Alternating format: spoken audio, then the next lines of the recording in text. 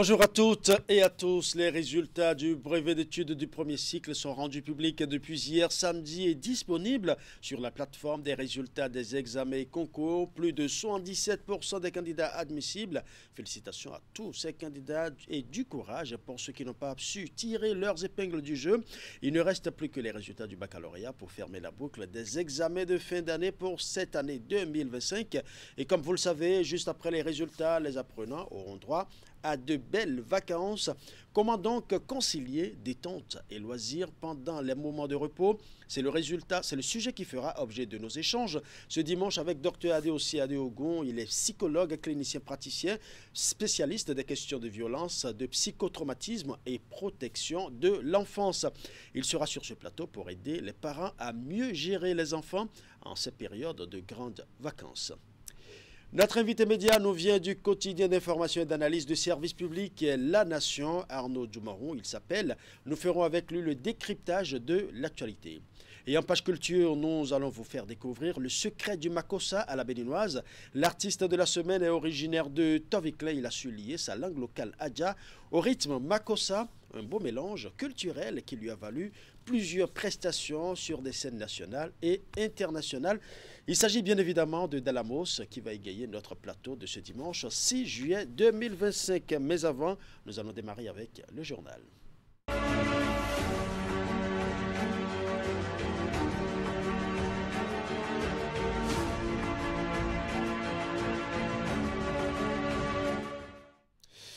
Au sommaire de cette édition, l'Assemblée nationale du Bénin a délibéré et adopté en sa séance plénière de ce vendredi 4 juillet 2025 la loi numéro 2025-16 portant vision de développement du Bénin à l'horizon 2060.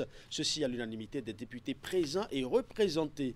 Dans la loi adoptée par les députés, la mise en œuvre de la vision de développement du Bénin à l'horizon 2060 s'appuie sur 7 principes directeurs que nous allons découvrir dans un instant. A développé également dans ce journal la remise officielle d'attestation à 45 artisans spécialisés dans la pompe à injection. Ils viennent ainsi d'achever une formation de haut niveau faite de connaissances nouvelles, des compétences renforcées et un avenir professionnel assuré. Une initiative qui s'inscrit dans le cadre du projet d'appui à la formation professionnelle et au développement de l'apprentissage dans les métiers de l'artisanat.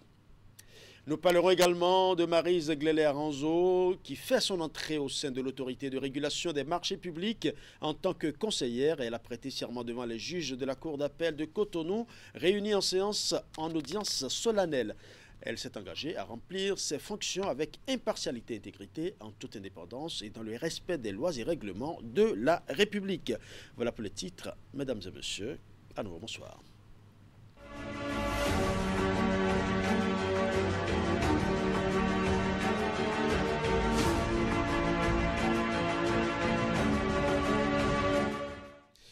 Des connaissances nouvelles, des compétences renforcées et un avenir professionnel qui s'éclaircit. 45 artisans spécialisés dans la pompe à injection viennent d'achever leur formation de haut niveau sanctionnée par la remise officielle d'attestation. Cette initiative s'inscrit dans le cadre du projet d'appui à la formation professionnelle et au développement de l'apprentissage dans les métiers de l'artisanat. Un projet qui ambitionne de moderniser les métiers de l'artisanat et de faciliter l'insertion professionnelle des jeunes. Karine Djegui pour le détail. Ils sont 45 artisans à recevoir officiellement leur attestation après plusieurs semaines de formation, des compétences renforcées, des connaissances actualisées et surtout un avenir professionnel plus prometteur. Grâce à cette session intensive, ces artisans repartent désormais mieux outillés pour affronter les exigences de la mécanique moderne. C'est grâce aux efforts inlassables et à la précieuse collaboration avec l'Union régionale des chambres de métiers du Togo que 2 formateurs exceptionnels ont pu être accueillis.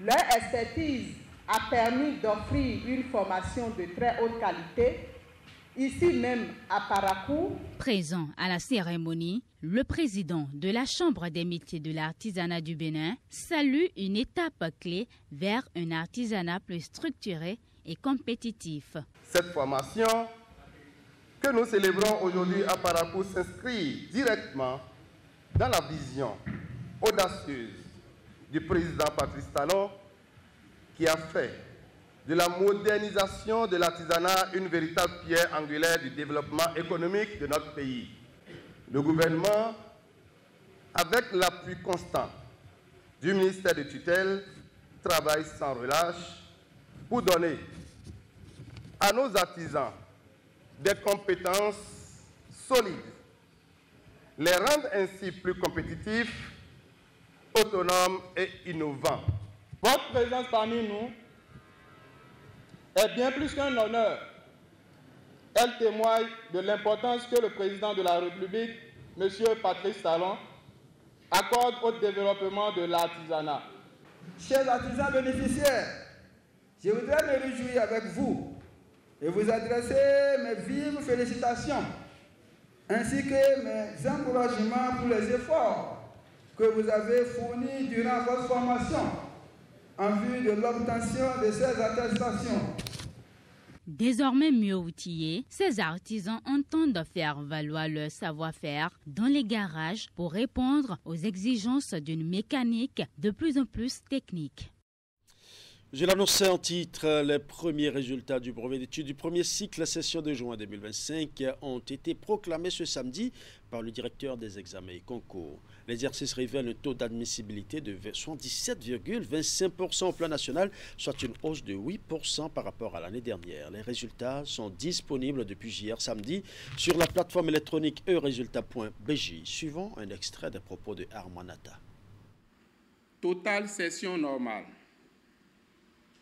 Candidats inscrits, 128 898. Présents, 128 341. Admissibles, 99 140. Taux d'admissibilité, 77,25%. Session de remplacement. Candidats inscrits, 45. Candidats présents, 40. Candidats admissibles, 13. Taux d'admissibilité, 32,50%. Le taux de réussite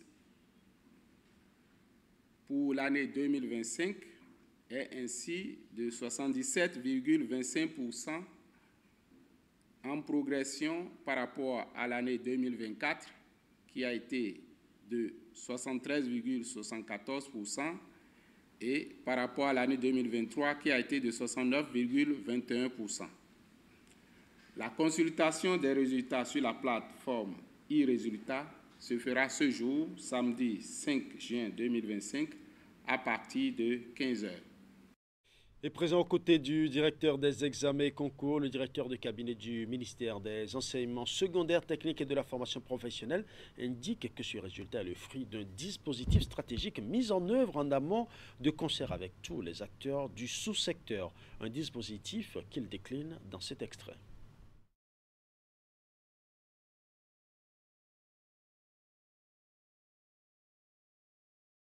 Nous pouvons retenir, premièrement, la préparation de la rentrée scolaire 2024-2025 par le Conseil national de l'éducation et les ministres de l'Éducation avec une feuille de route et des recommandations pour une rentrée et une année scolaire réussie. Deuxièmement, le déploiement à temps des enseignants en général et des aspirants au métier d'enseignant, AME en particulier, par le gouvernement du Bénin, suivant des principes rigoureux de sélection au poste, l'expression précise des besoins par les établissements scolaires et la couverture satisfaisante, équitable et transparente des dits besoins. Troisièmement, l'élaboration et la mise en œuvre avec compte-rendu mensuel par chaque directeur départemental d'un plan d'action de lutte contre la baisse des effectifs et la déperdition en milieu scolaire, ce qui a permis de maintenir les apprenants en général et en particulier les candidats à l'école, garçons comme filles, même à la veille des examens.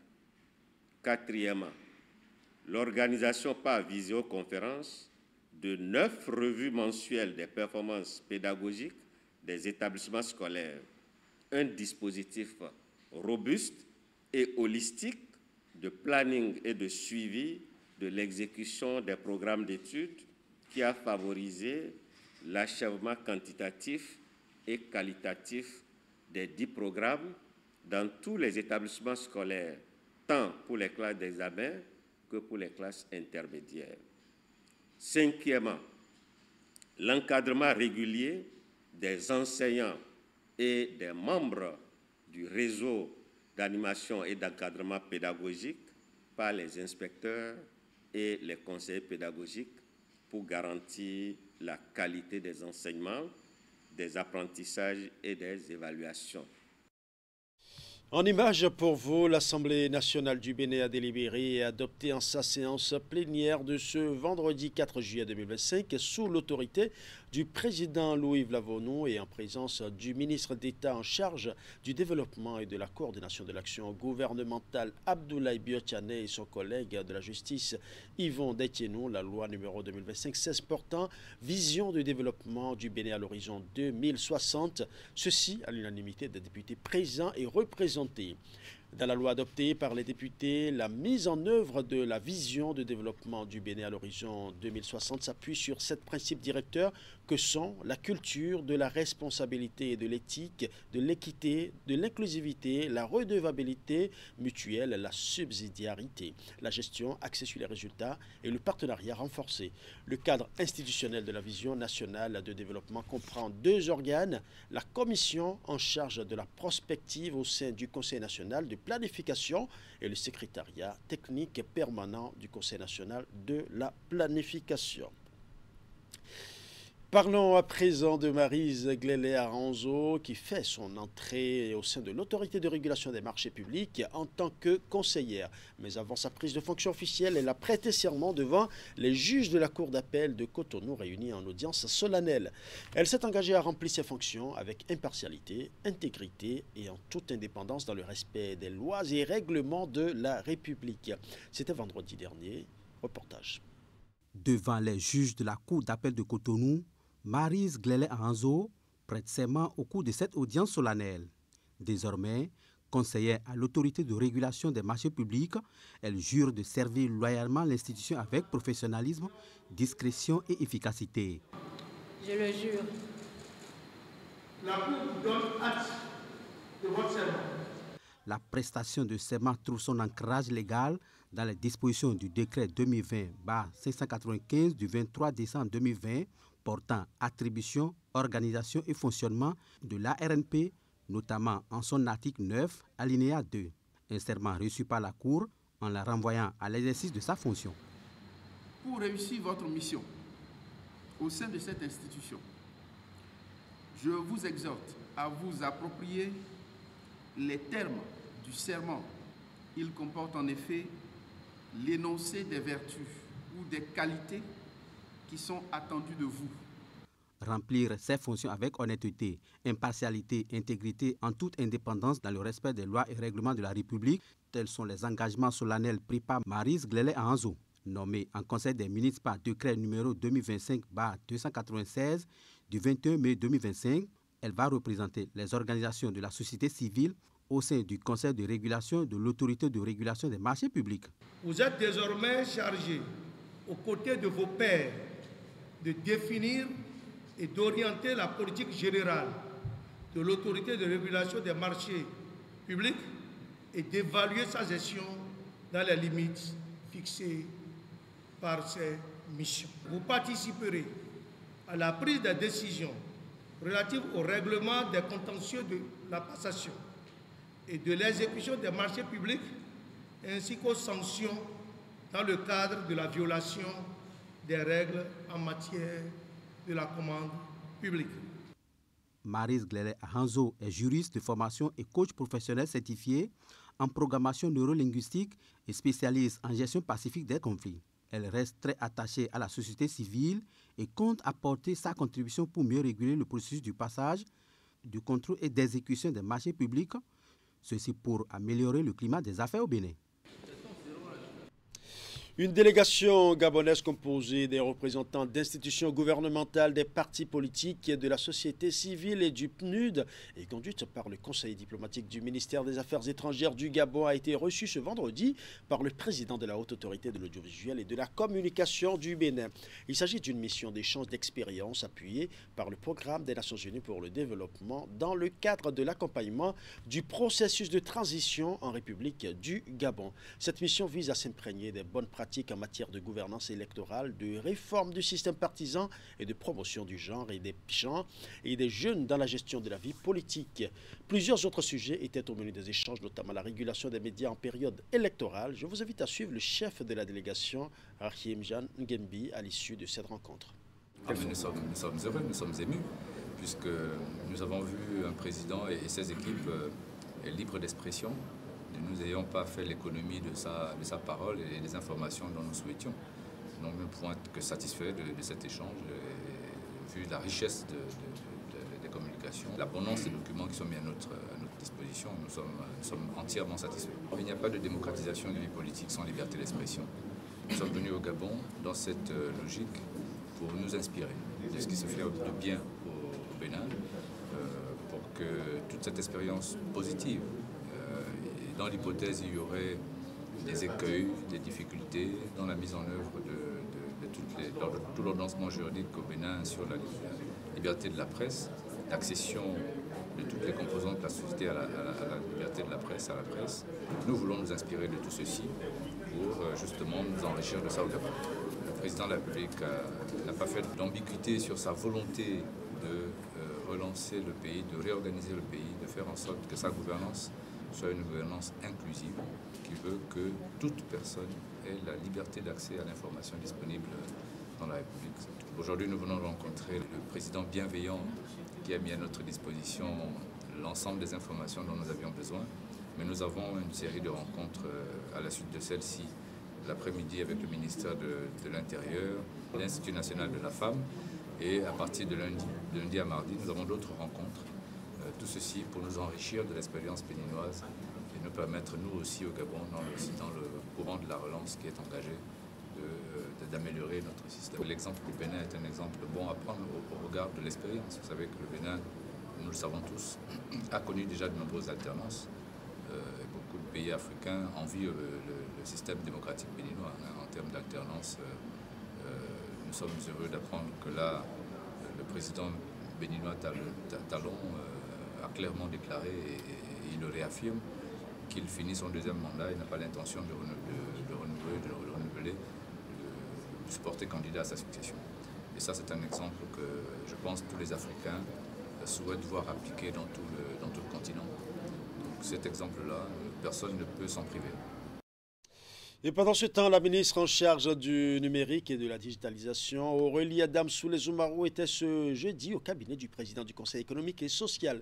Au cours de leur rencontre, plusieurs initiatives liées au code du numérique ont été abordées. Elle a notamment sollicité le soutien du CES pour mener une mission conjointe visant à en faciliter la diffusion auprès d'un large public.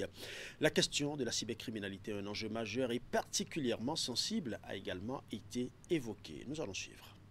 Nous avons eu l'opportunité de discuter, d'échanger, de partager la vision pour le numérique dans notre pays avec cette institution.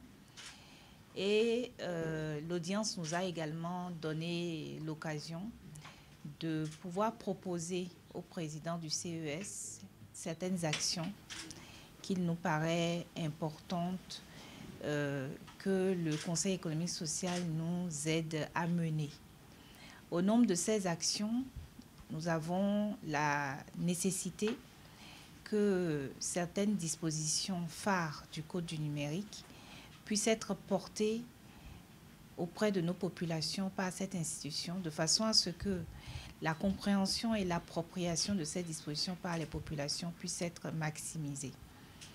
Donc nous avons convenu avec le président du CES de travailler conjointement et de faire en sorte que la vulgarisation accrue, intensifiée de ces dispositions se fasse aussi bien par le ministère que par le CES. L'audience nous a aussi donné l'occasion d'évoquer des questions importantes relatives au secteur du numérique, comme l'adoption des usages numériques, les usages des plateformes numériques. Nous avons expliqué au président du CES que un des défis que nous relevons en ce moment est le défi de l'adoption de ces plateformes, de l'usage des plateformes de services publics par les populations. Les populations utilisent ces plateformes, mais nous voulons aller encore plus loin. Nous voulons que cela soit un réflexe, que cela soit dans le quotidien de chaque Béninois, fût-il en mesure de converser dans les langues internationales ou pas. Et bien entendu, nous sommes en train d'évoquer ou de considérer les usages de l'intelligence artificielle pour y parvenir. Mais au-delà de cela, nous avons besoin que les messages principaux relatifs à cette adoption large puissent être également portés par des institutions du niveau du Conseil économique et social. Voilà, c'est la fin du journal, mais le grand format se poursuit. Nous allons à présent faire place à l'invité de la semaine.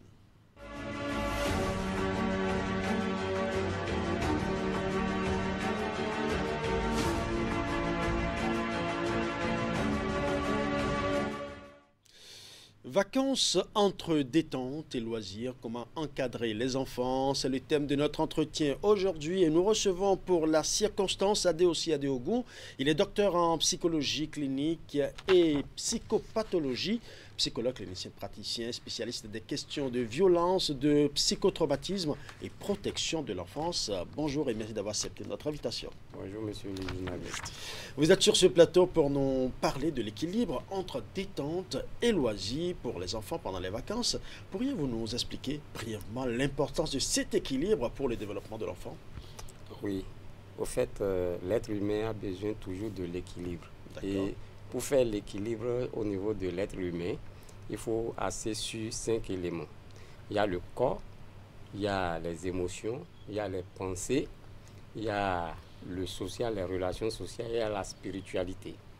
Et donc, le développement de l'enfant passe par ces 5 axes. Et donc, lorsque l'enfant est allé à l'école, pendant les vacances, il y a des habiletés que l'enfant n'a pas pu développer pendant le cursus scolaire qu'il doit développer pendant les vacances pour faire l'équilibre global de son être. Wow. Et comment les besoins des enfants, en matière de détente et de loisirs évoluent-ils en fonction de leur âge? On connaît la petite enfance, la grande enfance et puis la pré-enfance. Comment est-ce que les besoins évoluent selon les âges? Ok, selon les âges, on peut catégoriser par exemple de la naissance jusqu'à 2 ans. Comment ça évolue? Pendant ce temps, nous parlons beaucoup plus de sensorialité, de motricité. Et donc, l'enfant explore son environnement oui, à travers les mouvements et à travers le sens, à travers ses sens. Et donc, il faut beaucoup plus miser sur les éléments qui vont permettre à l'enfant de se mouvoir et d'entendre et d'utiliser ses sens pour pouvoir rentrer véritablement dans son développement. Et quand je prends les enfants de 2 jusqu'à 6 ans, et là, on est beaucoup plus au niveau de ce que nous allons appeler la pré-motricité, encore la pré-opération chez les enfants. Et donc, à cet âge, l'enfant va commencer par se faire des représentations, le langage, utiliser des symboles. Bon, quand je parle de symboles, c'est-à-dire que vous allez voir beaucoup plus à ce moment les enfants qui commencent par jouer, je suis médecin, les rôles de je suis médecin, jeu de rôle et consorts. Donc voilà ce que nous voyons à ce niveau. Et maintenant, quand on prend les enfants à partir de 6 jusqu'à 11 ans, la préadolescence, oui. Donc, nous on est en train de rentrer dans les phases concrètes d'opération. où l'enfant commence par toucher du doigt la réalité de ce qu'il vit. Il ne le vit plus sur le plan de la représentation, sur le plan imaginaire, mais il le vit de façon concrète. Et donc, en ce moment, les jeux au niveau de l'enfant commencent par être réglementés. Donc, l'enfant commence par avoir la notion de règles, de limites par rapport à ses activités qu'il fait. Ouais. Et quels sont les signes qui indiquent qu'un enfant a besoin de plus de repos ou au contraire qu'il s'ennuie et qu'il a besoin de plus d'activité? Vous voyez par exemple les petits enfants, quand ils commencent à crier, s'accrochent aux jambes de leur mère et consorts, c'est que l'enfant est fatigué et veut dormir. D'accord. Et donc, il y a aussi l'irritabilité. L'enfant se met en colère parce que l'enfant a besoin de se reposer, mais les parents ne reconnaissent pas. Donc, il y a pour des enfants beaucoup plus évolués en âge, il y a d'autres qui commencent à s'agiter. Donc, ça montre le signe de besoin de repos. Maintenant, pour ce qui concerne l'ennui, vous allez voir les enfants qui sont devant l'écran tout le temps. Ils n'arrivent pas à faire quoi que ce soit. C'est-à-dire, ils font telle chose, donc ils n'arrivent pas à se retrouver dans ce qu'il fait. Donc, il est ennuyé. Donc, quand l'enfant est ennuyé, il faut comprendre et lui proposer d'autres choses. D'autres alternatives, d'autres activités. Voilà. Comment les parents peuvent-ils alors aider? Parce qu'on sait que vous avez bien parlé des écrans tout à l'heure. On sait que nous sommes à l'ère du numérique. Les smartphones, c'est pratiquement à portée de toutes les mains. Et les écrans de télévision aussi, les postes téléviseurs, pratiquement c'est le passe-temps des vacances pour les enfants. Comment les parents peuvent-ils aider leurs enfants à se déconnecter des écrans et à trouver d'autres sources de divertissement capables de les accompagner de façon saine pendant les vacances? Là, vous êtes en train de poser un problème véritablement crucial, puisque le parent même n'arrive pas à se départir, à se déconnecter de son téléphone. Or, l'enfant apprend par imitation. Et donc, la première des choses que le parent doit commencer à faire, c'est de donner de bons exemples, se détacher de son portable. Mais on constate au contraire que les parents donnent encore, pendant les vacances, maintenant qu'on remet le portable à l'enfant, et l'enfant, ça. Or, les enfants ont une durée d'écran par jour. Dans l'enfance, la durée d'écran de l'enfant ne doit pas dépasser 2 heures. 2 heures. Pour le plus grand. Par jour? Par jour. D'accord. Donc, dépasser 2 heures par jour d'écran, ça crée d'autres problèmes neuronaux au niveau de l'enfant et ça peut perturber son développement. Donc, ce que pratiquement personne ne respecte. Et donc, il faut proposer d'autres activités. Il faut proposer d'autres choses à l'enfant. Et ce qu'il faut proposer à l'enfant, ça doit aller dans le besoin de l'enfant. Ça doit être en accord avec ce que l'enfant veut. Sinon, si délibérément les parents se mettent de leur côté pour faire des propositions qui n'accrochent pas l'enfant, ça ne peut pas aller. D'accord. Et quelles sont les erreurs courantes, puisque là vous avez déjà parlé des écrans, les parents n'arrivent pas à se déconnecter eux-mêmes des écrans. Quelles sont les autres erreurs courantes que les parents commettent souvent en matière d'organisation des vacances et qui peuvent impacter négativement sur la vie des enfants et surtout leur croissance? Oui, déjà le parent est là et lui planifie les moments de vacances pour l'enfant. Ça, c'est déjà une erreur. Les moments de vacances doivent être co-construits avec l'enfant. Ah bon? Oui. D'habitude, le parent dit, bon, aujourd'hui, tu dois faire ci, tu dois faire ça, tu ne dois pas faire ceci, tu ne dois pas faire cela. Donc, c'est avec les enfants, normalement, qu'on doit planifier les vacances. C'est avec les enfants qu'on doit planifier. Et c'est ce qui fait que vous planifiez des choses, vous revenez et vous voyez que l'enfant ne fait pas. Parce que ce n'est pas simplement parce qu'il est têtu. Les gens croient que l'enfant est têtu. Quand ça ne répond pas à son besoin, il ne va pas faire. On va le taper, mais ça ne change rien. Il faut nécessairement le faire avec les enfants. Il faut nécessairement le faire avec les enfants, en complicité avec les enfants et leur montrer les limites par rapport à ce que lui propose. On lui montre les limites et puis on voit un peu comment l'enfant entre et accepte ce qu'on lui propose. Ouais. Et comment alors établir un cadre flexible pour les activités et le temps libre des enfants sans pour autant tomber dans la routine trop stricte? Oui, vous voyez, et pendant les cours, quand l'enfant va à l'école, il y a une rigueur. Oui. Tu dois te lever à telle heure, tu dois étudier telle leçon, tu dois faire ceci. La rigueur est là. C'est clair. Mais quand on vient pendant les vacances maintenant, il ne faut pas confondre rigueur et ce que l'enfant doit faire. Et donc, le temps, il faut donner le temps à l'enfant de se lever quand il veut. Puisque l'erreur, c'est que vous allez voir, même quand l'enfant, pendant les vacances, se lève à 11 heures et fait d'autres activités, quand l'école commence tout de suite là, il se lève. Il se remet au pas. Comme si de rien n'était. Ouais. Au fait, il y a ce que nous appelons une horloge interne qui réglemente ça et chacun va à son rythme. Donc, il ne faut pas que les parents désorganisent ce rythme biologique que l'enfant a déjà en lui pour pouvoir évoluer. Oui. Pourriez-vous nous donner des exemples concrets, parce que vous avez parlé de plusieurs activités tout à l'heure, des exemples concrets d'activités qui favorisent à la fois la détente et le développement des enfants?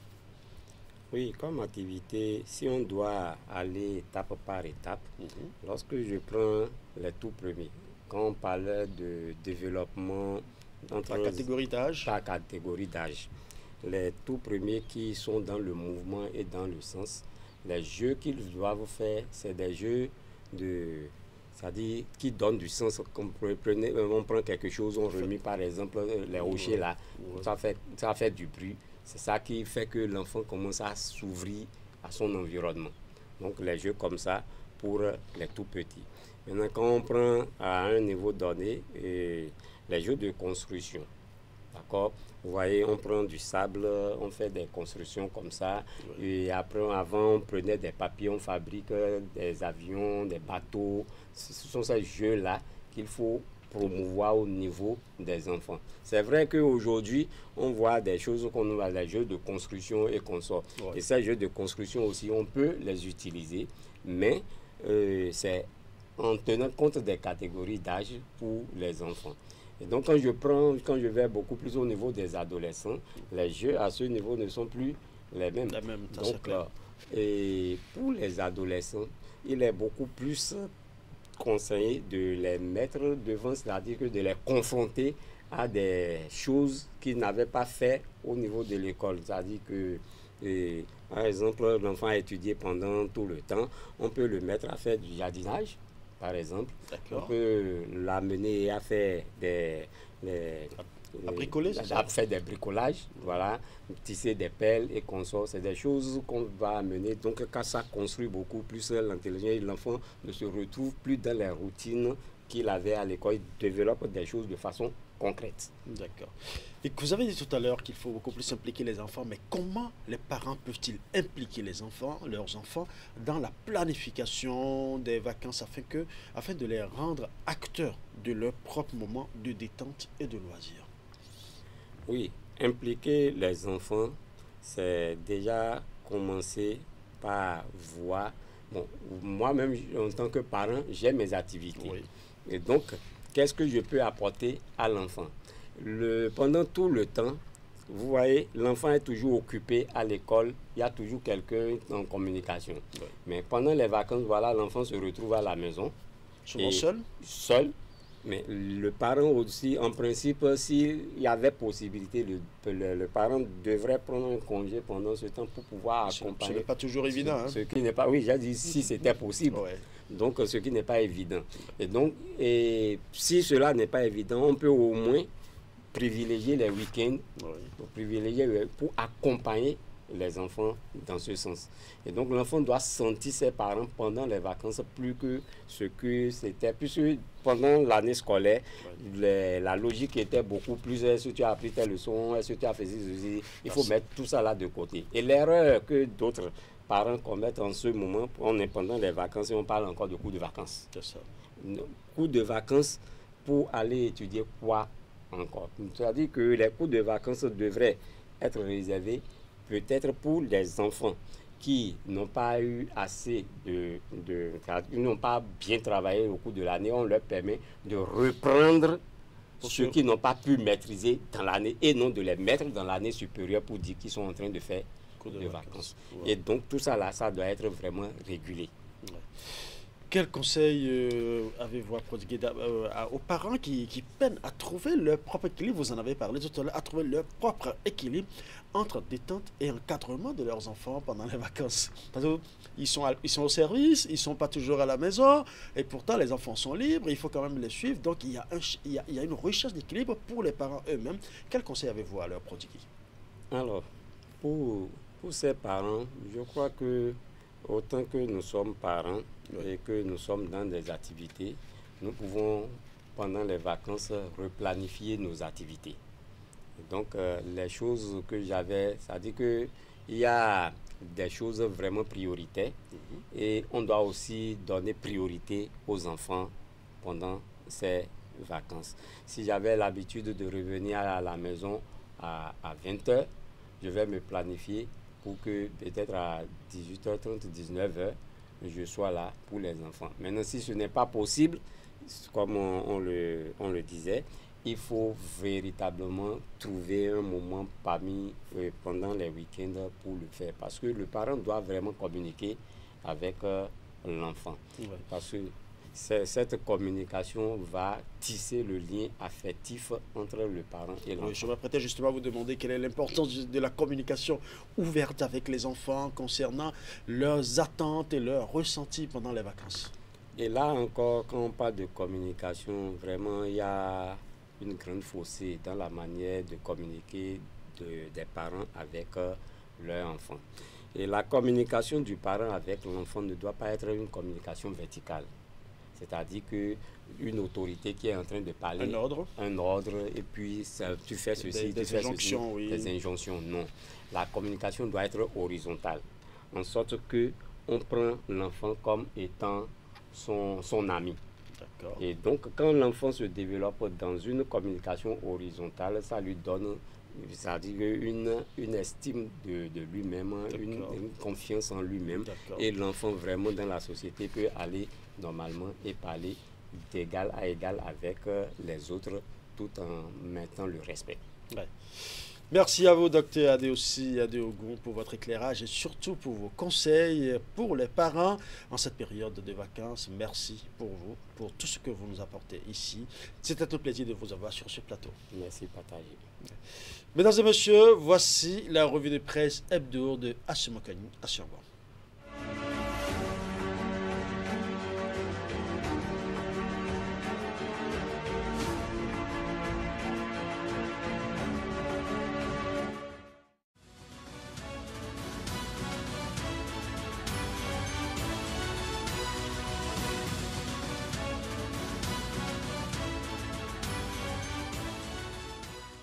Mesdemoiselles, Mesdames et Messieurs, bonjour et bienvenue sur la revue de presse hebdomadaire.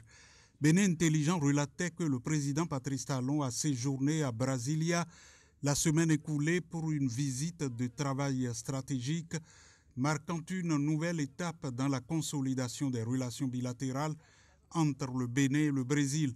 Moins d'un an après sa précédente mission, le chef de l'État renforce ainsi une dynamique diplomatique orientée vers des résultats concrets au service du développement.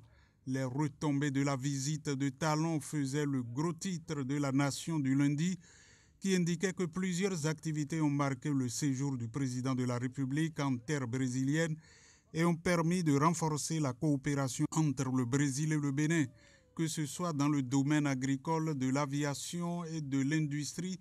Des acquis notables ont été obtenus. Le projet de mise en place d'une ligne aérienne est prioritaire dans le renforcement des relations entre le Bénin et le Brésil. C'est donc naturellement qu'il a été entre-temps au cœur de la visite de Patrice Talon, président de la République à Brasilia, au Brésil, les 24 et 25 juin dernier. Les secteurs de l'éducation et de l'emploi étaient aussi au cœur du déplacement du chef de l'État. Ainsi, avec Ricardo Alvarez Alban, président de la Confédération, Patrice Talon a abordé les axes de coopération en matière de formation technique et professionnelle, d'industrialisation et de renforcement de l'employabilité des jeunes. Et puis une réflexion de fraternité qui s'est intéressée à la présidentielle de 2026 pour faire observer qu'à quelques mois de la présidentielle de 2026, C'est le calme plat, rien ne filtre sur les potentiels candidats. Et pourtant, les tractations existent. Du moins, c'est la face cachée de l'iceberg. En réalité, tout se cuisine en silence, à en croire les événements qui se succèdent et les échos des différentes chapelles politiques. À 4 mois du dépôt officiel des candidatures et 10 mois de la présidentielle, le Bénin vit une période de tractations politiques intenses, mais invisibles, entre déplacements discrets, silence stratégique et rumeurs distillées au compte-gouttes. La classe politique béninoise semble s'être enfermée dans l'antichambre du pouvoir. Découvrons avec Matin Libre la vision Bénin 2025 à l'AFIA qui arrive à échéance dans quelques mois. La loi portant loi cadre sur la planification du développement et sur l'évaluation des politiques publiques au Bénin fait obligation de doter le Bénin d'une nouvelle vision qui serve de boussole à l'action publique à long terme. C'est dans ce cadre qu'il a été élaboré la vision 2060. Bénin, un monde de splendeur, pays de paix, de prospérité, de bonne gouvernance, de relèvement culturel et international pour le bien-être commun. Le gouvernement a transmis à l'Assemblée nationale le projet de loi portant vision nationale de développement à l'horizon 2060 en République du Bénin. Le Grand Matin soulignait que le Bénin est premier au plan mondial dans le progrès pour l'atteinte des ODD. Point de doute, les réformes audacieuses viennent de porter leurs fruits. Les efforts du gouvernement béninois sont désormais reconnus sur le plan mondial. L'accès à l'eau potable en forte amélioration au Bénin, sans oublier les autres objectifs du développement durable, sont en nette amélioration. Au-delà de la performance, ajoutait Décryptage Info, la Banque mondiale insiste sur la nécessité d'accélérer le rythme de transformation structurelle. Elle appelle à renforcer la présence de l'État dans les zones sensibles, à favoriser un climat politique stable autour des élections de 2026 par un dialogue inclusif et à investir dans la digitalisation des services fiscaux tout en bannissant les paiements en espèces dans l'administration. En croix fraternité, selon les prévisions et travaux d'urgence en cours, plusieurs chantiers majeurs seront pris en compte et achevés avant 2026 à Akpakpa, Agblanganda, Karimama, Kobli, Gogunu, Natitengu, Tukuntuna et Kopargo. Parallèlement, les mêmes activités seront effectuées à Lokosa et à Tiémé dans le cadre de la finalisation des installations pour l'alimentation en eau des infrastructures touristiques de Ouida et d'Avlekete. Cependant, la NAEPMR, de son côté, poursuit avec stratégie orientée sa vision d'atteindre 100% de couverture d'ici fin 2026 dans les milieux ruraux. Dans la suite, et rappelant que le gouvernement avait approuvé le 28 mai 2025 la politique nationale de promotion et de développement des petites et moyennes entreprises pour la décade 2025-2034, la Nation renseignait que ce document qui vient à la suite de la validation de la politique nationale de développement du secteur a pour objectif de favoriser leur accroissement dans des conditions optimales. C'est dans le but de faciliter la mise en œuvre de cette politique que la présente stratégie a été élaborée pour la période 2025-2029. Elle vise à éliminer les obstacles actuels et à bâtir un écosystème propice à l'émergence de micro, petites et moyennes entreprises béninoises dynamiques, compétitives et résilientes.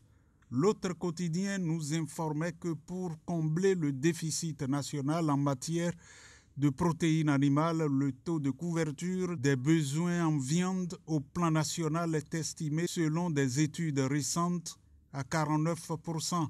Le gouvernement a jugé que ce niveau de couverture est toujours insuffisant, malgré qu'il soit en hausse croissante ces dernières années, et a décidé, pour remédier à cette situation, de créer une agence de développement de l'élevage des ruminants. Le ministre de l'Économie et des Finances et le ministre de l'Agriculture, de l'Élevage et de la Pêche prendront les dispositions nécessaires pour en assurer l'opérationnalisation, ajoute le communiqué. Avec Bénin Intelligent, on pouvait lire dans la semaine que la Garde nationale a démarré depuis le 30 juin dernier la manœuvre bouclier. Il s'agit d'une initiative qui permettra aux éléments du colonel Faïzou Gomina de mieux accomplir leur mission de maintien de l'ordre public de lutte contre le terrorisme et contre la piraterie maritime. Cette opération couvre plusieurs départements, notamment le Zou, Mono et Koufo.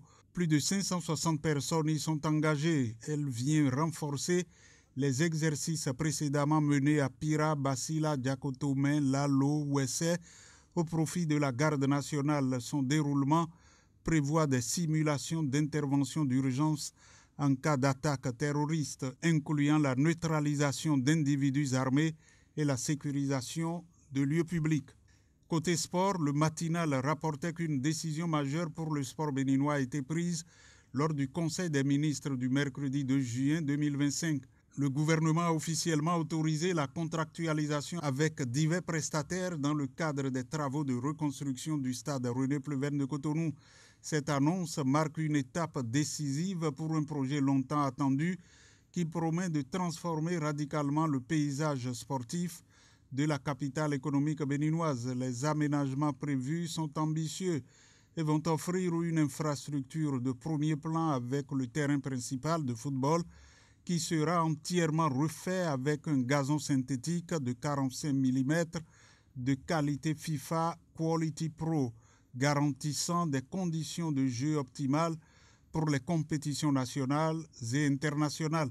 Le terrain d'entraînement en terre battue sera également rénové. C'était la revue de presse hebdomadaire. Merci d'avoir été là.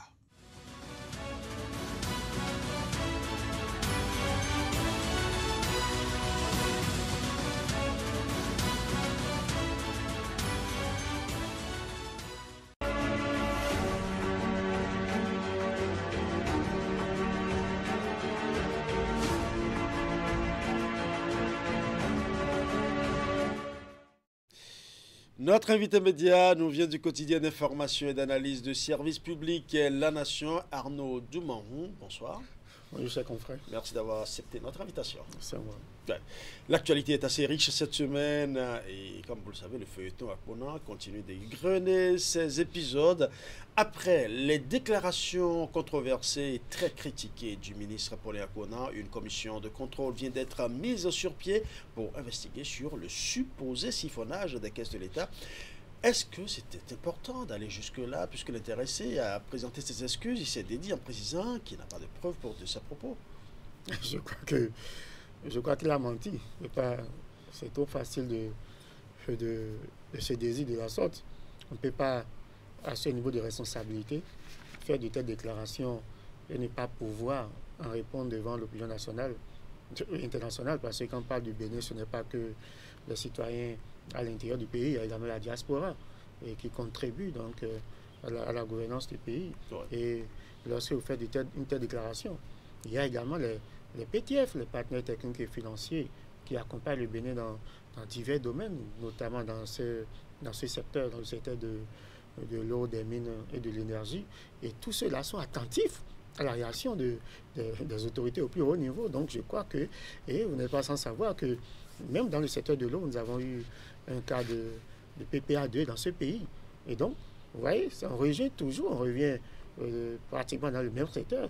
Et le Bénin, qui bénéficie de beaucoup d'accompagnement dans le secteur de l'eau, de l'énergie et des mines, je crois que, de mon point de vue, il est vraiment important qu'on fasse la lumière sur les déclarations, sur ce qui s'est réellement passé. Si, à ce niveau de responsabilité, un ministre du gouvernement, un charge de ces portefeuilles-là, on vient à déclarer que des milliards ont été siphonnés, je crois que ce message-là, au-delà des critiques à l'interne, au-delà des critiques légitimes d'ailleurs, des citoyens qui doivent savoir ce qu'on fait de la collecte de leurs ressources, des deniers publics, je crois qu'au-delà de ça, il faut pouvoir quand même situer l'opinion nationale, situer les partenaires par rapport à ce qui se fait dans le secteur pour dire est-ce que la déclaration du ministre était vraiment fondée, parce que vous ne pouvez pas bénéficier de plusieurs financements que ce soit des partenaires des pays au plan régionaux ou également des institutions de Bretton Woods dans certains secteurs, et après qu'un membre du gouvernement à ce niveau-là vienne déclarer devant la face du monde que des milliards ont été siphonnés. C'est aussi un test de crédibilité pour le gouvernement Patrice Talon qui met un point d'honneur sur la bonne gouvernance, la bonne gestion du denier public, de l'argent du public. Oui, tout à fait. C'est important pour le gouvernement de clarifier. Donc je crois que de mon point de vue, les députés offrent une occasion. C'est comme si, je dirais carrément que les députés viennent au secours en question du gouvernement, parce que vous savez que au plan formel, il y a les institutions de pouvoir, les institutions de contre-pouvoir. Et lorsque nous avons, dans un système démocratique comme le nôtre, nous avons l'Assemblée nationale qui est censée contrôler l'action du gouvernement, on met en place une telle commission d'enquête pour clarifier, pour éclairer les uns et les autres l'opinion sur les propos du ministre. Je crois que c'est vraiment important. C'est vraiment important et opportun d'ailleurs. Et je crois que vous avez vu ce qui en est suivi, la sanction dont le ministre a écopé tout de suite, parce que peut-être à la décharge, je ne sais pas, du gouvernement, on dira que c'est un nouveau ministre, peut-être qui n'a pas encore une pleine connaissance de tous les dossiers, qui peut-être n'a pas pris le soin de bien approfondir ses connaissances par rapport à certains dossiers. Peut-être la décharge du gouvernement, on peut le dire, puisque le ministre Akpona, c'est l'un des plus courts séjours au gouvernement du président Patrice Talon. Donc à la décharge, on pourrait peut-être le dire, mais c'est insuffisant. C'est insuffisant. Il faut que les organes, les institutions accréditées à même de pouvoir faire ce contrôle-là puissent se déployer, et pour que véritablement, au plan national, que ce soit les citoyens béninois, mais également les partenaires qui accompagnent le Bénin dans ces différents secteurs, et qui soient rassurés de ce que véritablement il y avait un mal ou pas dans le cadre de cette déclaration. Oui, mais on a vu des commissions qui ont déjà travaillé sur des dossiers supposés de malversation financière, mais dont les rapports n'ont jamais été rendus publics à ce jour et pour lesquels des personnes mises en cause n'ont jamais été inquiétées. Et vous avez parlé tout à l'heure du cas, par exemple, PPEA2. Est-ce que ce n'est pas une fois encore de la poudre aux yeux pour calmer la colère du peuple? On pourrait le penser, on pourrait le penser, et à raison d'ailleurs. Mais ici, dans le cas d'espèce, le faire de cette façon-là, ce n'est pas donner, en tout cas, de crédit à tous les contributeurs à ces différents secteurs. Parce qu'aujourd'hui, ce n'est pas seulement les Béninois qui réclament.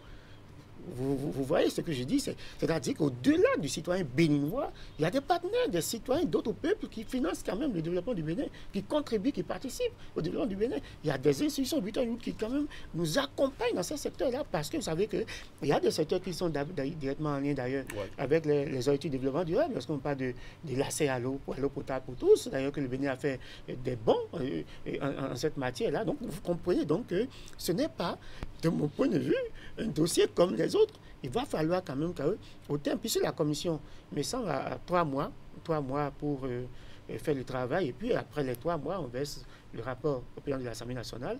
Et la commission peut encore réclamer 1 mois en plus, je crois très bien. Donc, je crois que dans le cas d'espèce, on a plutôt intérêt quand même à lever quand même, à faire véritablement la lumière, que ce ne soit pas juste un rapport. Parce que vous savez, la pratique, c'est les acteurs politiques qui finissent par se comprendre entre eux, les jeux de coulisses aidant, on commence par dire voilà. Mais dans le cas de stress, si on le fait de cette façon-là, ça veut dire quand même que on est, quelque part, on se rend coupable. On est complaisant et on se rend coupable parce que justement cela ne clarifie pas. Non seulement cela ne clarifie pas, mais ne crédibilise pas le gouvernement a en fait demandé un dossier pareil s'il s'avérait que le ministre Akpona avait raison, que c'est pas sûr-il. Je crois que vous avez vu le cas de CPPA2, le chef de l'État a pris ses responsabilités en son temps. Je crois que peut-être que le ministre, son prédécesseur, ou lui-même, je ne sais pas, seront appelés à répondre sans doute. En tout cas, les mises en cause dans le dossier seront appelées à répondre des actes, parce que nous avons quand même une instance qui est dédiée à cela, la haute cour. Je crois que la haute cour de justice, qui devrait, qui connaît des faits qui reprochés aux personnalités de ce rang-là. Donc je crois qu'en principe, on doit pouvoir donner suite à ce dossier-là et le plus vite possible, le plus tôt possible, parce qu'il y a un délai pour ça. Et ce délai ne peut pas être élastique. Donc si on regarde le silence autour de ce dossier-là, alors qu'une institution censée, comme on appelle, crédibiliser le Bénin, tel que l'Assemblée nationale, qui est un organe de contre-pouvoir, en vienne à prendre en main le dossier, il faut qu'au finish, que l'opinion publique nationale et internationale soit véritablement située. On parle de milliards siphonnés, on ne parle pas d'une centaine de mille. Ouais, l'argent du contribuable noir. Tout à fait. Parlons à présent de la suspension de l'interdiction d'exportation des produits vivriers. La nouvelle est tombée dans cette semaine. Est-ce qu'il faut s'en réjouir ou plutôt se poser des questions sur les vrais mobiles de cette décision? S'en réjouir, je ne pourrais pas le dire. Pourquoi? Parce que nous connaissons les nôtres. On dit qu'il faut sortir les produits. Vous voyez, et puis les gens vont, c'est un secret de polichinelle, vous le savez, ils vont magasiner les produits dans leur magasin, ils vont juste envoyer tous les produits à l'exportation, alors qu'au plan national, nous avons des besoins. Non seulement au plan national pour nos besoins ordinaires, mais également la question de l'industrialisation. Nous avons des machines, des usines qui ont besoin de ces produits-là dans la zone industrielle de Clodibé. Et donc, est-ce que on a pris le soin de voir tous les contours par rapport à cette levée de la suspension? Mais de l'autre côté également, il faut s'en réjouir pour les producteurs et pour les commerçants. Parce que vous savez, les paysans se sont beaucoup plaints ces dernières années pour dire, mais nous sommes quand même dans une économie libérale. On ne peut pas nous interdire indéfiniment, encore qu'on avait parlé de suspension. Ce n'est pas une interdiction intemporelle, ce n'était pas définitive. Ouais. Donc, il faut s'en réjouir pour ces paysans et pour ces producteurs qui avaient réclamé quand il y a cri, nous voulons exploiter, nous voulons être libres quand même, puisque nous sommes dans une économie libérale, de vendre nos produits où nous voulons. Et je crois que c'est bien tombé pour ces producteurs-là et pour ces paysans. La seule crainte pour le consommateur que nous sommes, qui est légitime d'ailleurs, c'est qu'on n'en abuse pas. Est-ce qu'on ne va pas craindre des cas d'inflation? Des cas d'inflation provoqués justement. Des inflations entretenues, provoquées, comme l'avait dit. Ouais. C'est ça, c'est pour cela que je dis ça, c'est une crainte pour nos consommateurs. Et donc, certains vont s'en réjouir de la mesure, vont se réjouir fortement de la mesure, notamment les commerçants, les entreprises qui avaient pour quand même matière l'exploitation de ces produits vivriers-là. Mais au même moment, nous, consommateurs, nous avons un droit de nous interroger. Le souci ici, c'est de savoir si toutes les mesures sont prises, surtout il y a tous les garde-fous sont prises pour éviter quand même qu'on en arrive à tomber dans une situation d'inflation incontrôlée et que le maïs qu'on a l'habitude aujourd'hui de prendre peut-être à 250 ou 300, qu'on en vienne peut-être à prendre le maïs à 400, 500 le kilo. Donc, je crois que ouverture, d'accord, mais contrôle pour que les nôtres n'exagère pas, surtout quand on sait que le gouvernement... D'accord, mais contrôle quand même. Oui, contrôle, parce que vous savez que c'est des milliards... Et si cette décision a été rapportée maintenant, alors que le gouvernement a toujours servi la Libye pour les industries installées au Bénin, pour la transformation des matières premières, est-ce qu'on n'est pas en droit de se demander pourquoi n'avoir pas alors annulé cette décision un peu plus tôt, afin d'éviter les affrontements et même les morts qu'on a enregistrés justement autour de cette décision? Bon, je crois que, vous savez que chaque chose en son temps, je dirais plutôt chaque chose en son temps. Aujourd'hui, sans doute qu'il y a une certaine production, il y a je dirais, une hausse de la production vivrière, et aujourd'hui, les ressources qui sont injectées dans le secteur agricole, notamment par exemple la campagne en cours, c'est plus de 20 milliards injectés dans le secteur. Donc, nous avons une hausse de la production vivrière, nous avons également moins de pression par rapport aux pays voisins. Vous savez qu'on sortait de la période de Covid, il y avait beaucoup de contraintes, et même au niveau des pays voisins, les produits vivriers c'était carrément de l'or, et donc les gens couraient de gauche et à droite pour venir s'approvisionner chez nous. Donc je crois qu'on a pris des mesures conjoncturelles pour faire face à une certaine situation. Après, cela a été prolongé un peu, parce que nous avons également la question de la fourniture des intrants, de la matière première aux entreprises. Aujourd'hui, est-ce que nous sommes toujours dans le même contexte? Donc je crois que à situation, à mesure exceptionnelle, cela a été prorogé, sans doute, où certains acteurs n'étaient pas du tout contents. Donc je dis que peut-être, sans doute que, vous le dites, on aurait peut-être hier levé la sanction, mais je ne suis pas dans le secret des dieux. Je constate juste qu'il y a eu des situations exceptionnelles. On a pris ces mesures. Et malgré d'ailleurs l'appui de ces mesures, vous avez vu qu'à l'intérieur, avant l'appui de la mesure, à l'intérieur, il y avait de l'inflation, il y avait la flambée des prix sur les denrées. Et dès lors qu'on a pris ces mesures, ça a essayé un peu de casser les prix. La pression également aujourd'hui régionale sur ces denrées-là, également a baissé. Je trouve que, sans doute, que le moment n'est pas moins choisi pour la levée de cette suspension-là. Ouais. La crainte demeure. Personne n'a levé la suspension. La crainte demeure. Il faut quand même contrôler pour qu'on ne retombe pas dans le même travers. On ne retombe pas dans le même travers. Si au Bénin, les usines béninoises doivent aller importer du maïs, par exemple, à l'extérieur, on va importer ces produits de l'extérieur pour faire tourner nos usines, il y a un problème. Il y aura un surcoût par rapport à la production. Donc je crois que la levée de la suspension est à saluer. Les producteurs vont s'en réjouir sans doute, mais également, au niveau des consommateurs que nous sommes, il y a des craintes, il faut pouvoir contrôler. Ouais. Certainement que le ministère de l'Industrie et du Commerce veillera au grain. Nous allons à présent parler de la loi sur la vision 2060 adoptée par l'Assemblée nationale ce vendredi. C'est en présence du ministre d'État en charge du développement, de la coordination de l'action gouvernementale, Abdoulaye Biotchane, et son collègue de la justice, Yvon Detchenou. Que vous inspire cette loi numéro 2025-16 portant vision du développement du Bénin à l'horizon 2060? Bon, je dirais, je n'ai pas encore pris connaissance du contenu de la loi, mais c'est déjà annoncé depuis un moment ce document de planification, parce que gouverner, c'est planifier. Vous savez que l'agenda 2025 venait à terme, la FIA 2025 venait à terme, et que le Bénin devrait encore renouveler donc sa projection en matière de développement sur les prochaines années. Et donc nous prenons aujourd'hui date avec l'agenda 2060, je crois que c'est intéressant et que c'est une bréviaire qui doit pouvoir inspirer les gouvernants. Et chacun d'ailleurs, vous savez, en matière de politique, chacun vient, c'est vrai, on fait le pharo, on montre qu'on veut du Bénin, on a un grand rêve pour le Bénin, mais au fond, on finit toujours par s'inspirer de ce document de planification.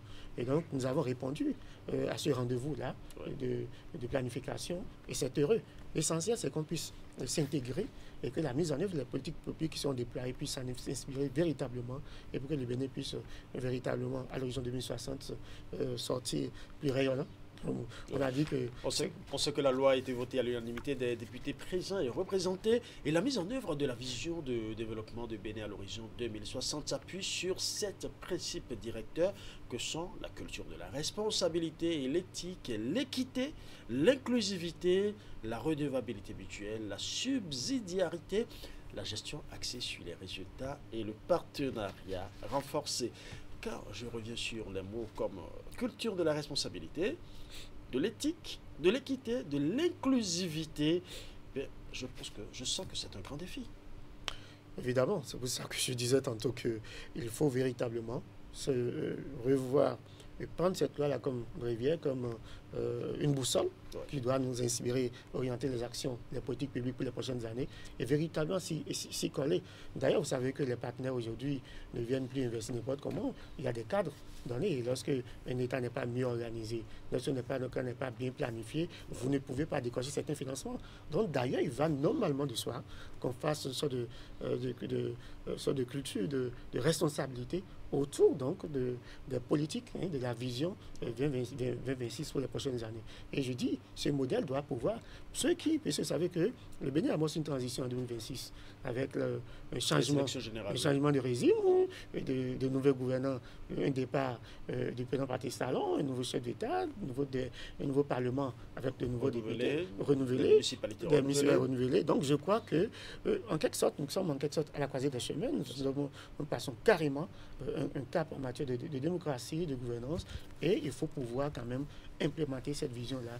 Encore que, vous savez que ça a été échelonné de 2026 à 2035, et ainsi de suite, ainsi de suite. Donc il faut véritablement qu'on ne vienne pas vendre du rêve aux Béninois lors des prochaines élections, mais déjà que ceux qui aspirent à nous gouverner à partir de 2026, à l'occasion des prochaines élections générales, déjà, puissent s'en inspirer et puissent s'approprier ce document-là. Et au cours des discours, au cours des débats, qu'on puisse sentir que chacun véritablement... Mais il faut aussi que les Béninois s'approprient ces documents pour pouvoir justement demander des comptes à... Oui, justement. Et là, justement, il faut qu'il y ait une vulgarisation de ce document-là. Ouais. Pour que lorsque quelqu'un vient pour raconter sa vie, qu'on puisse lui dire, mais non, cela ne cadre pas, ne répond pas à la vision du Bénin pour les prochaines années. Il faut véritablement, parce que vous savez, généralement, ce sont des documents qui restent dans les tiroirs.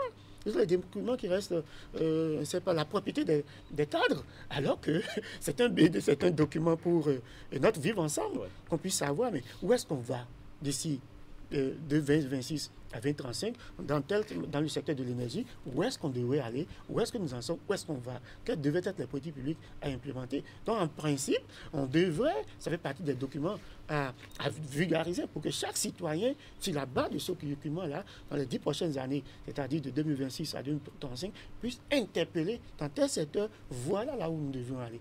Est-ce que la politique mise en œuvre par le gouvernement aujourd'hui répond à cette vision-là qui a été définie pour les 10 prochaines années. C'est de ça qu'il s'agit. Donc, c'est pour ça que vous l'avez fait bien de le souligner. Non seulement il faut vulgariser le document pour que les citoyens lambda puissent s'en approprier, mais surtout que ceux qui aspirent à nous gouverner pour les prochaines années, puisque nous avons le carrefour des élections de 2026, puissent s'en inspirer pour ne pas raconter leur vie lors de la campagne électorale qui s'annonce pour bientôt. Merci à vous Arnaud Dumoron. Je rappelle que vous êtes journaliste au quotidien d'information et d'analyse du service public et La Nation. Bon dimanche à vous. Merci. Nous allons à présent observer une pause publicitaire et revenir avec l'artiste de la semaine.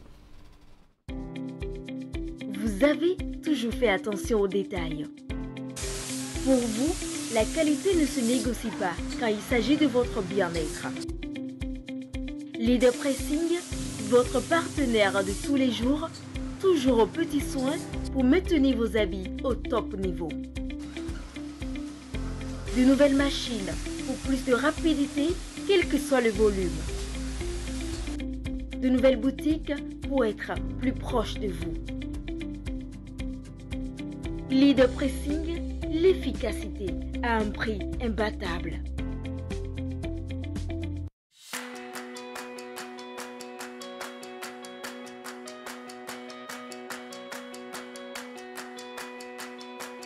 Envie de transformer votre intérieur, envie de composer votre salon à votre image, selon votre style et en fonction de votre goût.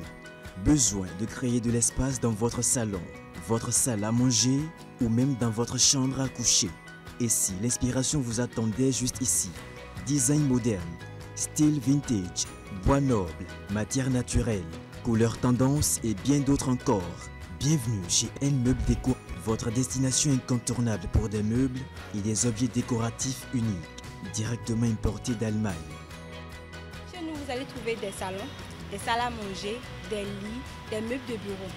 La particularité, c'est que le client peut lui-même composer ses articles. On n'impose pas notre composition. Donc vous pouvez venir voir un ensemble de tables avec salle à manger. Vous pouvez prendre juste la table ou juste les chaises.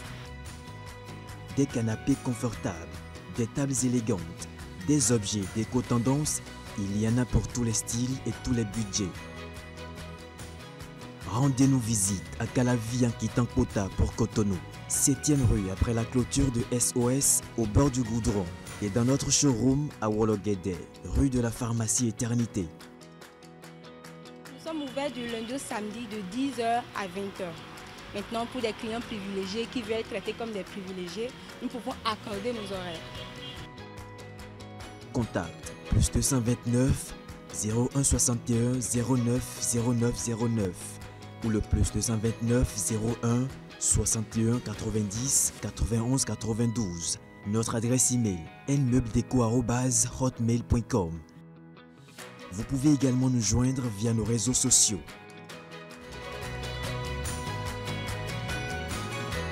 Sublimez votre intérieur, révélez votre style.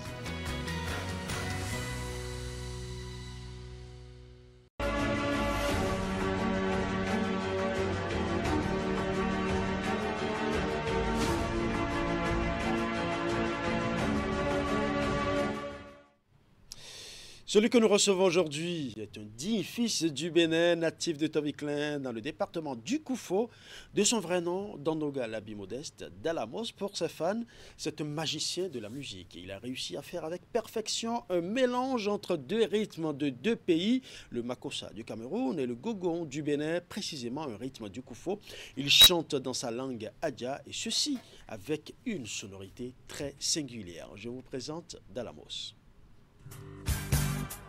Sigidi de nyono nude ono vinyeo iwa bleu neni nyano no pe me akwesoe Sigidi de nyono nude ono vinyeo iwa bleu neni nyano no pe me akwesoe Eri comme son do de no via mo yele ku ha oh oh Eri kojo sobo do de no via mo yele ku iwa bleu mire kuku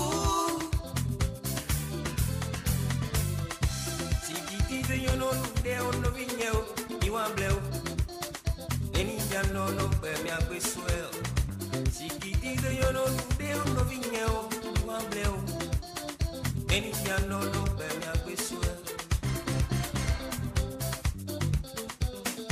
Hey, comme la sol, no de no via mo yele ku oh oh oh Hey, comme la sol, no de no via mo yele ku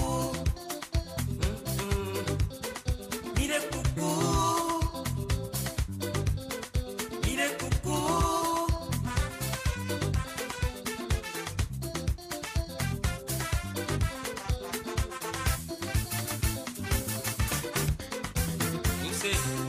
Señor chopre no do no nyeke to bon nenyo no ma wole wento di no mi apo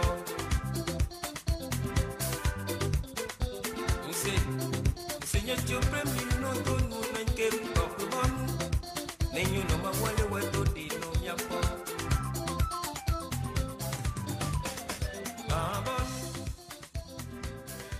Voilà, vous l'avez découvert, beaucoup de personnes sont très heureuses de voir Dalamos ici sur le plateau de Canal 3 Bénin. Bonsoir Dalamos. Bonsoir. Merci d'avoir accepté notre invitation, c'est un plaisir pour nous de vous recevoir. Un plaisir partagé. Ouais. Vous êtes Dalamos et vous êtes né le 3 février 1981 à Dido, oui. Dans Toviclin, c'est bien ça. Oui. Vous êtes le fruit de l'union entre Dandoga Zonche, votre père, menuisier de carrière, et Joe Menigbe, votre mère, justement, qui était ménagère. Vous avez décroché votre certificat d'études primaires à l'école primaire publique Ouégamé en 1994, puis votre BEPC, votre brevet d'études du premier cycle au CEG à Plaroué en 1998. Vous avez commencé par faire les scènes en 1998 à Plaroué, où vous interprétiez déjà les chansons de la légende Robinson Sipa, et vous étiez le leader vocal de l'orchestre scolaire du CEG à Plaroué. Parlez-nous un peu de ces souvenirs que je réveille en vous. Oui, vous êtes terrible, hein? Ah, oui. Je fais toujours mes enquêtes sur vous êtes allé creuser sur ce plateau. Là-bas. Vous avez tout dit. Ben oui. Vous avez tout dit et ce reste un complément si j'allais parler. Je ne sais pas quoi dire encore. Ça va venir de vous. Ah ben ça veut dire beaucoup de choses parce que vous avez fait les scènes déjà à partir du scolaire. Vous avez fait beaucoup de scènes. Comment ça s'est passé dans cette période-là? Ouais. Bon, au fait, la musique, pour moi, j'ai commencé sur les bancs, et précisément au CEG à Plaroué, dans l'orchestre scolaire. Ouais. Et puis, quand j'ai quitté là-bas, en 1998, et après l'obtention de mon BPC, ouais. Et après j'ai continué en seconde où les choses n'allaient plus, il faut que je fasse un recul.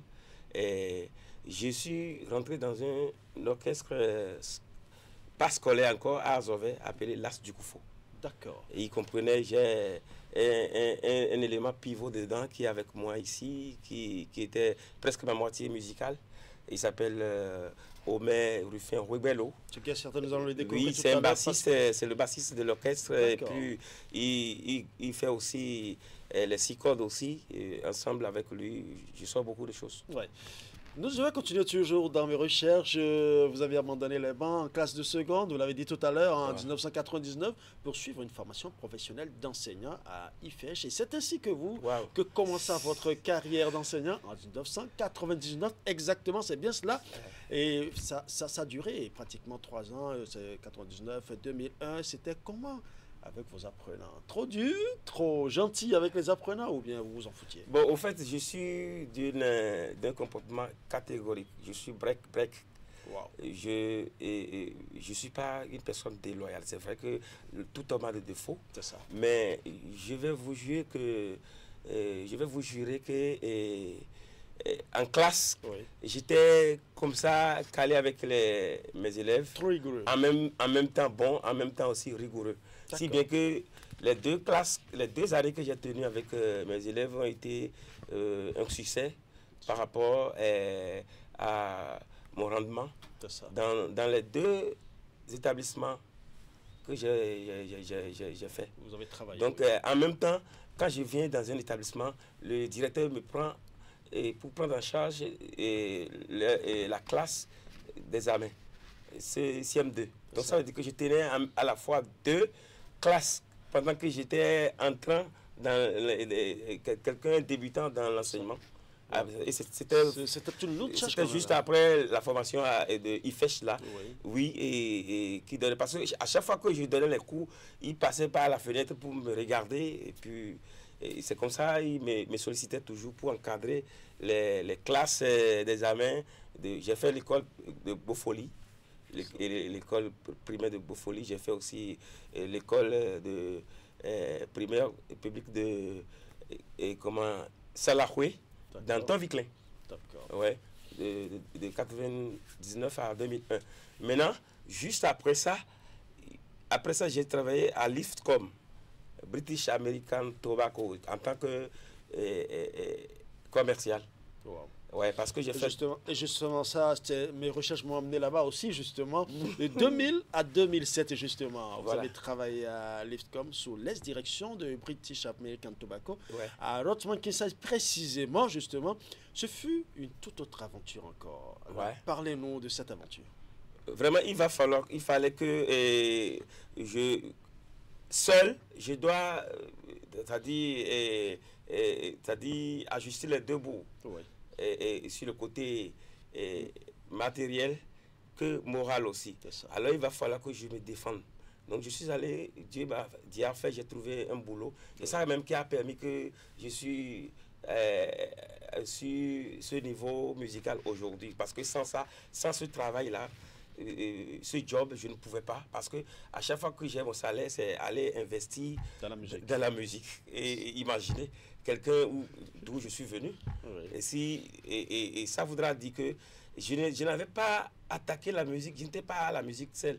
Je me débrouillais, histoire de trouver un peu pour pouvoir me préfinancer moi-même. Et c'est juste après ça que je suis allé rencontrer les bonnes volontés qui m'ont poussé jusqu'alors. Oui. Et justement, parlant des bonnes volontés, nous allons d'abord suivre rapidement un de vos clips avant de revenir sur ce plateau.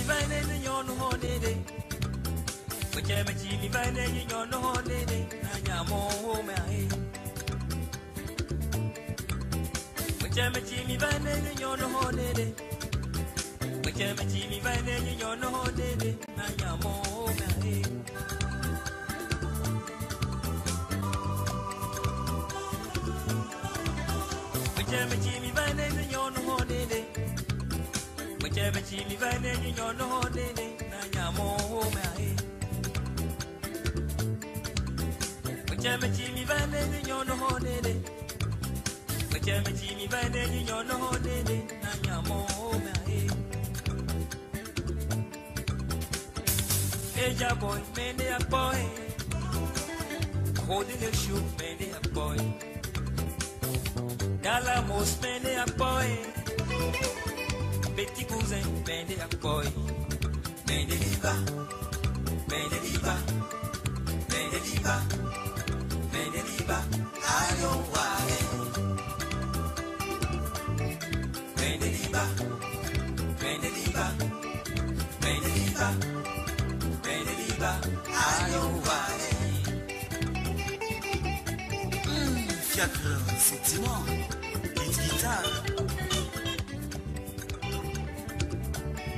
Benediba, Benediba, Benediba, Benediba, Ayowale.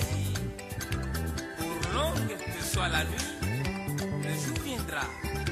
La patience est un chemin d'or.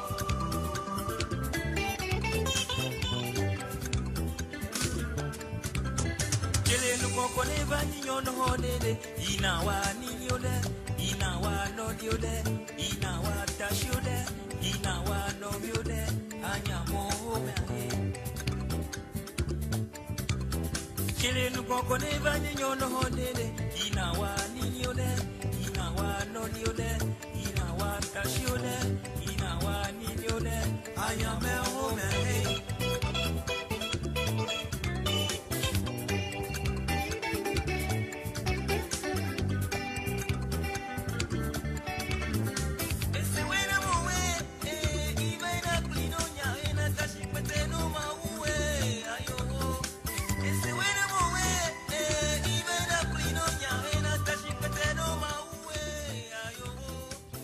Medeliba de Delamos, ça veut dire quoi Medeliba? Medeliba, ça voudra dire il n'y a personne. Oui. Quelle est l'histoire derrière cette chanson? Vraiment, c'est un peu. C'est un peu costaud.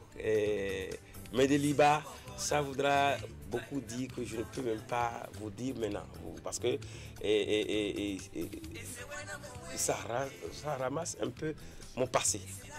Et ce que je vis, ce que j'ai vécu dans ma vie, et face au chemin de la vie, de ma route, ce que je suis en train de faire, quand je fais comme ça, quand je tourne, qui il faut trouver, sur qui m'appuyer, et pour pouvoir au moins faire partie, pour pouvoir être un instrument de vie comme les autres aussi, parce que je suis dans une société où je dois aussi passer pour qu'on dise après qu'il y a celui-là qui passe, il y a quelqu'un qui passe. C'est pas facile, c'est pas facile. Donc, Medeliba, c'était mon appui sur lequel, mon appui quotidien qui me permettait de sortir de là où je suis pour aller intégrer une couche sociale aussi acceptée. Bon, je sais pas si je me fais comprendre. C'est pas facile. Comme il n'y a personne, il faut se battre. Il faut se battre, voilà. C'est ce que je me suis dit, et pour contrer les difficultés de la vie. Voilà. Nous allons à présent aborder votre carrière musicale parce que là, tout à l'heure, nous avions fait un peu votre CV personnel et là, votre tout premier album est sorti en 2003, intitulé Medeliba. Voilà, Medeliba. Et le deuxième album, Nse. C'est ça. Ouais, c'est ça. Voilà. Sur ça, il y a le titre privilégié Amoto là. Voilà, on va revenir là-dessus tout à l'heure avec 6 titres. Ouais. Et enfin, le troisième album que vous avez fait avec Macro Musica et Albazi Agbo est intitulé Persévérance. Ouais. Voilà. Parlez-nous des coulisses de ces 3 albums et l'histoire autour des chansons. Je sais que Amoto, ça va revenir tout à l'heure parce que nous avons une vidéo live de Amoto que nous allons jouer tout à l'heure. Okay. Parlez-nous d'abord des coulisses de la préparation de ces 3 albums. Ok. Bon, pour aller à mon premier album, la vidéo qui vient de passer, Medeliba là, et je vais vous dire que c'est du collège à la vie active. D'accord. À Zové, où j'ai passé la grande partie de mon enfance. Mais on vous a vu tout maigre là, et maintenant Dalamos a beaucoup changé entre temps. Dalamos a pris du poids, Dalamos est devenu assez corpulent. Ah ben oui, on a vu Dalamos tout maigre tout à l'heure, mais ici... Oui, c'est le temps. C'est le temps. Ouais, tout pousse. Et peut-être aussi l'aisance. Bon, au fait, je ne vais pas refuser parce que rien ne dépasse la respiration. C'est ça. Quand vous trouvez quelqu'un qui respire au moins, il faut savoir qu'il faut parler de l'aisance. C'est ça. Voilà. Je conçois comme ça. Voilà. Et le deuxième album? Le deuxième album, le premier album, c'est des bancs. à la vie active. Et ça a été vraiment, quand l'avion fait le décollage là, ça a été quelque chose pareil. Et il y a beaucoup de gens que je ne peux pas passer de citer leur nom, mais je ne peux pas maintenant. Et ça, c'est pourquoi j'ai amené quelqu'un dont je me dis, je vais vous demander de répéter son nom. Nous allons le découvrir tout à l'heure. Tout à l'heure, il est là, et il est juste dans la coulisse. Voilà, il a été dans un instant. Voilà, parce que c'est pas seulement avec l'argent qu'on aide quelqu'un, mais avec beaucoup de choses, plus que l'argent aussi. Et avec mes amis de banc aussi qui ont fait l'orchestre avec moi. C'est ça. Pour aller, avant de faire, comment. Et il y a quelqu'un que je ne dois pas passer de dire son nom, il s'appelle Capot Production. C'est lui, il a sorti l'argent, malgré toutes mes recherches là. C'est lui, il avait osé, il était un producteur traditionnel. Mais il a cru à ce que je faisais, à mon amusement, et puis il avait sorti de l'argent pour me faire sortir le premier album, Medeliba. Donc de là, j'étais en train de me débrouiller avec l'IFCOM en tant que promoteur et commercial, avec ma Vespa. Après, ils nous ont touché voiture façon là. Donc, pour sortir le deuxième album en 2006, et ça sortait de ma poche aussi, mon salaire, et le concours de ces bonnes volontés pour sortir. C'est ça qui a pris feu. Et Amoto, c'est sur l'album NC là, de ce titre-là, qu'il y avait Amoto. Donc, quittant là, je me suis dit, mais il faut que je regroupe mes frères artistes. Quand on veut dire la musique au Koufo, on ne peut pas citer 1, 2, 3 sans me citer. J'ai dit, mais pourquoi il ne faut pas m'entendre avec mes frères artistes pour qu'on puisse faire quelque chose comme Africando et autres là, mais les Adja, chaque année vont sortir. On va commencer par regrouper les têtes de la musique Adja pour avoir un truc solide, pour commencer par faire des tournées internationales. C'est comme ça que j'ai écrit le projet de l'ensemble là. On a fait Persévérance. Voilà. Et j'ai appelé Darwin Doto et lui, il n'était pas disponible. J'ai appelé Macro Musica, il a répondu. Abardil aussi, il a répondu. Et puis, c'est comme ça, on a été appuyé par Ruffin et Sewa, un jeune qui s'intéressait aussi à la musique, à ce que je faisais aussi, qui avait sponsorisé. Et puis, on a sorti l'album. Mais ça n'a pas pu tenir chez moi, mais ça, on a laissé des secrets. Ouais. Voilà. De toute façon, vous avez quand même essayé de travailler ensemble. Et entre 2018, je continue mon histoire, bien évidemment, entre 2018 et 2019, Dalambos a observé une pause avec des singles et des featuring, avec notamment des artistes comme Miguelito et d'autres encore, bien évidemment. Et le 4e album sort en 2019 avec 6 titres, c'est intitulé Reconnaissance. En 2025, vous sortez un nouveau single baptisé Gamélie. Gamélie. Il y a un temps pour tout. Gamélie, ça y est maintenant. Est-ce que ce Gamélie est considéré un peu comme une consécration? Voilà, Gamélie, oui, c'est un nouveau départ. Oui, pour ne pas dire une nouvelle dynamique. Et nouveau départ, parce que c'est maintenant. C'est maintenant que ça va commencer. Nous allons remercier en passant très rapidement Ghislain Estile Agoudi qui nous accompagne, parce que c'est d'ailleurs grâce à lui que vous êtes sur ce plateau. Il a toujours accompagné les artistes béninois et c'est le président d'honneur de l'amicale des jeunes promoteurs, des jeunes managers du Bénin. Donc nous lui disons merci pour son accompagnement, surtout pour les artistes béninois. Dalambos, avant de continuer justement notre entretien, nous allons suivre un de tes concerts live. C'était, je crois, à l'un des festivals de la musique, Festival international de la musique, que nous allons suivre rapidement. Et là, c'est Amoto, tu as chanté dans la vidéo que nous allons suivre.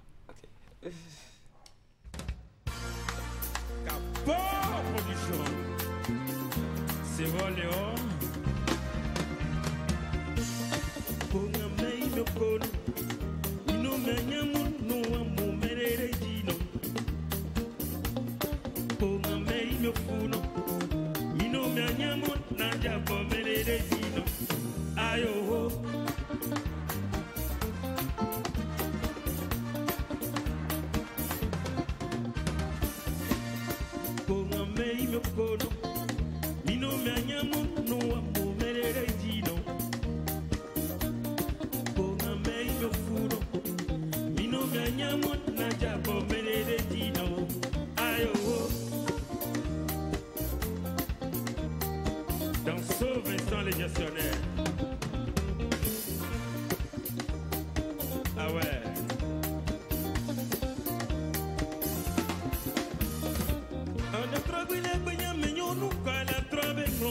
Benunui ayo Dala mose da gombe na dofino On te trouve les boyens mais on nous quoi la trouve gombe Benunui ayo Dala mose da gombe na dofino Amonu na moto Amonu na moto Amonu na moto Amonu na moto Amonu na moto Amonu na moto que wanta tashi otore Amonu na moto Amonu na moto que wanta tashi otore Amour, bienvenue les financiers Amonu na moto Amonu na moto Amonu na moto Amonu na moto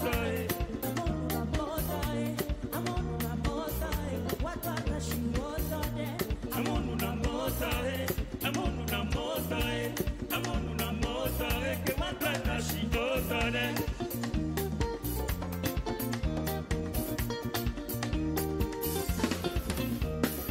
Oh, les hommes aiment, les ont dit, ils parlent beaucoup d'argent, ils n'aiment pas s'occuper de mes mots.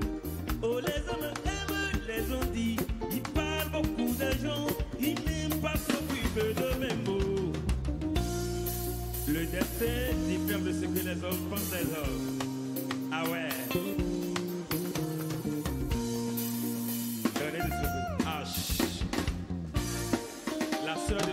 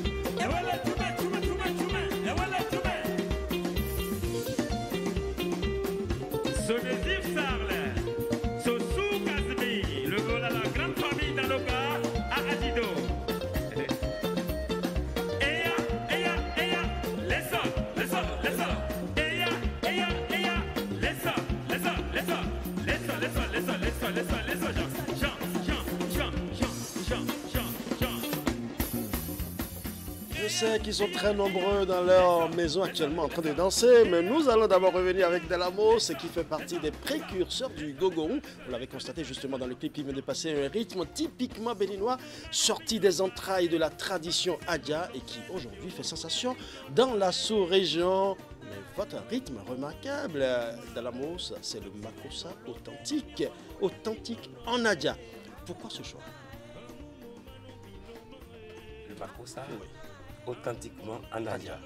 Oui, c'est pour dire que c'est une façon de valoriser ma dialecte, c'est-à-dire de faire parler les autres aussi l'Adja. Parce que j'ai été marqué que partout où on passe, on dit mais c'est Bénéamé, mais qu'est-ce qu'il faut faire? Comment nous on est allé à commencer par comprendre vite le fond? C'est parce qu'on écoutait des musiques. Et quand j'étais petit, j'écoutais à l'opon, puis je chantais des trucs, et ça disait quelque chose, mais je ne comprenais pas. Mais quand j'ai commencé par flotter avec les amis, au CG, à l'école, des amis, et c'est comme ça que j'ai dit, ah, c'est ça que je disais quand j'ai mémorisé les chansons de Alopon, de Bézé et autres là. Voilà, il faut que je cultive. Je fais un travail avec ma dialecte. Et c'est difficile pour composer en Adja. C'est la phonétique qui m'a aidé à faire des contractions pour pouvoir avoir des mélodies en Adja. Et quand c'est difficile, quand tu c'est difficile, mais quand tu arrives à le faire, c'est très mélodieux. Donc c'est comme ça, c'est ce qui m'a poussé à faire du makossa en Naja. Pourquoi précisément le makossa? Le makossa, c'est une musique intemporelle. C'est une musique classique, c'est comme les salsa, les jazz, les blues, du reggae. C'est des musiques qui ne fatiguent jamais. Et c'est des personnes classes qui écoutent ça. Le makossa, ça j'ai été baigné, ça dit j'ai beaucoup écouté du makossa depuis mon enfance. Et celui avec qui j'ai flotté aussi, c'est quelqu'un qui a beaucoup écouté de la bonne musique du makossa. Le makossa qui n'est pas béninois, mais un rythme africain. Mais moi, j'ai vu qu'il y a un brassage quand on parle des rythmes. Quand on parle, le blekété, c'est joué à Jojo Glijo en Côte d'Ivoire. Et c'est même percussion, c'est les trucs. Le makossa, c'est un rythme aussi qui est à Aja pour ne pas voler les trucs. Qui parle d'Aja parle d'un Camerounais aussi. Vous comprenez. Nous sommes des Africains, c'est les frontières qui nous séparent. Et vous avez bien réussi ce mélange-là où on entend, on sait que c'est du makossa. Oui, en même temps, on voit du gogo en plein cœur de ce makossa. C'est cette magie que vous arrivez à opérer. Un brassage. Je vous dis, quand Prince Yango était là, en 2008, j'avais un ami camerounais qui m'a surpris un jour. Il était venu et quand il a écouté ma musique, il a dit mais qui est celui-là? Parce que pendant que mes frères sont en train de fuir leur chambre, toi tu es venu te coucher dans la chambre et puis de la bonne musique encore. Ah, que je dois produire celui-là. En ce moment, je n'étais pas trop connecté, et puis vous comprenez. Maintenant, il est revenu encore, il y a de cela, la diaspora camerounaise à une fête la fois dernière, et ils l'ont invité. J'étais avec lui, j'ai des vidéos là, et puis il doit revenir en ce mois aussi. D'accord. J'ai des projets avec lui. Donc, je voudrais faire du makossa, mais typiquement béninois. Typiquement béninois, oui, typiquement, oui, authentiquement, en Nadia et aussi et dans les autres dialectes. Je chante en fond, en ménan, français et en anglais. Tout ce que je trouve, mais j'ai essayé de me focaliser dans ma dialecte pour pouvoir faire comme les Salif Keita, les Youssou, parce que la musique, nécessairement, ce n'est pas nécessairement le message, mais comme le fond musical. La musique traverse les frontières. Voilà. Ce que les téléspectateurs ne savent pas de Dalamos, c'est que l'artiste est aussi un bon poète, un peintre et un manager commercial. Beaucoup de cordes à son arc. Il a fait des voyages sur des scènes internationales au Sénégal, au Nigeria, au Burkina Faso, au Togo, pour ne citer que ces pays parmi tant d'autres. Alors, Dalamos, quels sont tes projets? Mes projets, c'est d'avoir une maison de production, d'avoir un centre de formation musicale, parce que j'ai vu que de chez moi, il faut que on forme les jeunes qui viennent. Il faut que je fasse quelque chose, je dépose quelque chose, pour que demain, si je prends mon portable, je peux régler une affaire de 10 millions. Parce que si tu es bon et tu ne fabriques pas, un jour, quand tu seras fatigué, tu seras terni, là, oublié, rouillé là-bas. Et c'est ce qu'on doit cultiver sur tous les domaines. Dans mon domaine, ce que j'ai, que je peux fournir à ma progéniture et à mes frères, c'est d'avoir une maison de production, c'est d'avoir un centre de formation. Et moi-même, je dois être un artiste au carré. Je dois pouvoir m'exprimer avec un instrument. Je dois sortir de moi ce qui est inspiré pour pouvoir faire bien jouer, parce que je suis rigoureux sur l'orchestration, les arrangements. Si j'ai marqué une pause depuis, c'est parce que depuis là, je ne trouve pas ce que je veux. Ça ne voudra pas dire que je n'ai pas de bons musiciens chez moi, je n'ai pas de bonnes maisons de production. Oui, mais on n'arrive pas à s'entendre parce que ce qui pleut dans moi, je n'arrive pas à le faire sortir de quelqu'un d'autre. Maintenant, il faut que moi-même, je commence par faire un lourd travail que je fais déjà sous les rideaux. Je pense que, par la grâce de Dieu, le reste viendra. Mon problème, c'est de me focaliser dans le domaine que j'ai déjà choisi, malgré le train, d'être une star internationale. Plus que ça. Une chose est claire, vous continuez toujours de travailler dans les coulisses et nous verrons Dalamos d'ici peu. Ce que nous allons suivre à présent, ce n'est pas, vous n'aurez pas le clip authentique, c'est déjà l'audio, juste une photo dessus, mais cela vous donne une idée de ce que Dalamos est en train de faire justement dans les coulisses.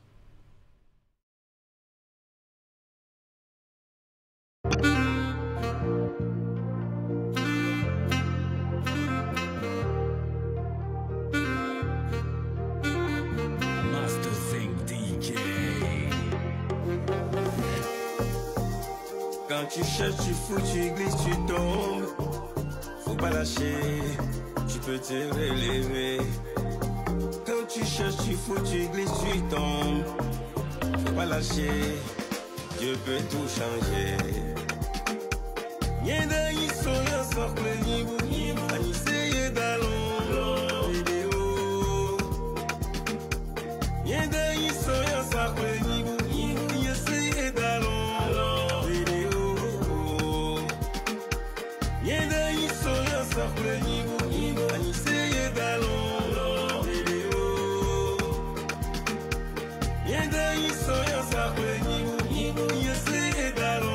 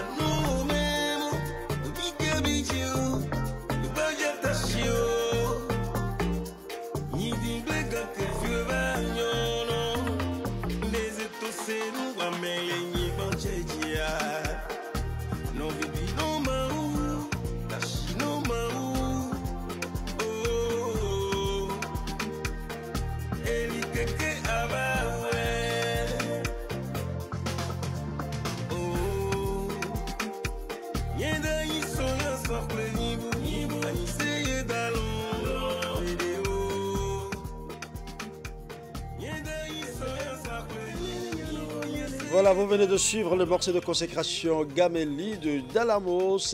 Le clip n'est pas encore disponible. Vivement que ce clip vienne très vite. Et je crois que vous avez fait un peu du Adja Piano dedans. Voilà, voilà. Et c'est juste pour flécher la jeunesse. J'ai essayé de faire un mixage, une salade musicale pour toucher les deux. C'est-à-dire les deux couches. Ouais. Il y a la jeunesse et il y a la classe. Ouais. Maintenant, le makosar, c'est pour les grandes personnes, les mélomanes, les personnes qui aiment beaucoup de la musique. Adja Piano, je dois aussi mettre la main dans la pâte. C'est ça. Et pour le faire, pour ne pas aller directement sur ça, mais pour signifier que je soutiens ça. Et que Dalamos est toujours là. J'ai mélangé, j'ai fait un mélange. Ouais. Et du nouveau et de l'ancien. Ouais. Nous avons constaté que le décor a légèrement changé. Les téléspectateurs sont en train de voir une nouvelle personne sur ce plateau. Vous avez déjà parlé de cet invité tout à l'heure. Présentez-le très rapidement puisque nous sommes carrément à la fin de notre émission. Le cadeau que vous voulez nous présenter, d'abord, vous allez nous présenter ce cadeau et vous nous présentez votre invité. Ok. On va vous faire du Medeliba à l'acoustique. Allons-y seulement. Ok.